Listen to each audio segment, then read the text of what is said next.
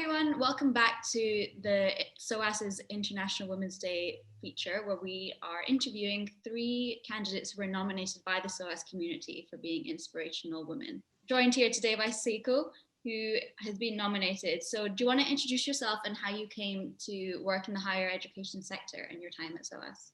Yes, thank you for the introduction. My name is Seiko Harumi. I'm currently teaching Japanese language at the East Asian Languages and Cultures Department. And I've been in SOAS for 6 years, but before coming to SOAS, I worked in different the higher education sectors, both in UK and in Japan. Great. So you've been praised by everyone who nominated you for being able to create a really positive classroom environment. So how do you think you've managed to achieve that? Actually, I wanted to ask Andy, what was the good with my teaching environment? Because obviously, maybe not only for me, but for everybody who studied online this year, was a challenge, and it was really challenging time. So I just basically, I did my best for a day, and then thought about next day. So my approach is just try to increase the engagement time with students.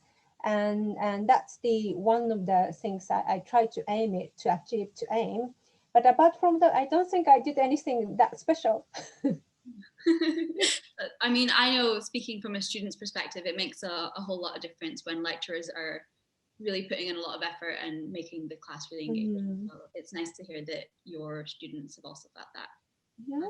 So as you know, this is for International Women's Day. So we have a couple questions that are about sort of womanhood. So the first one is, what makes you feel most empowered as a woman? I don't know. I think this is quite the difficult question, and I thought about it. I think, but I think when women are given opportunity to be very creative, and when you are given a chance to have a freedom to explore lots of things, what you believe in, I think that gives you a lot of power to step forward.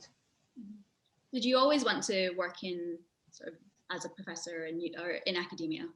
Actually, I started off my career as a secondary school teacher, and then I was teaching in Japan, and then but when I started teaching after several years, I felt I want to study more, so I came to UK. So I still remember my the early years as international students who were walking around the Russell Square area with a suitcase and wasn't sure what's going to happen next. Yeah. So have you faced any challenges in your career so far?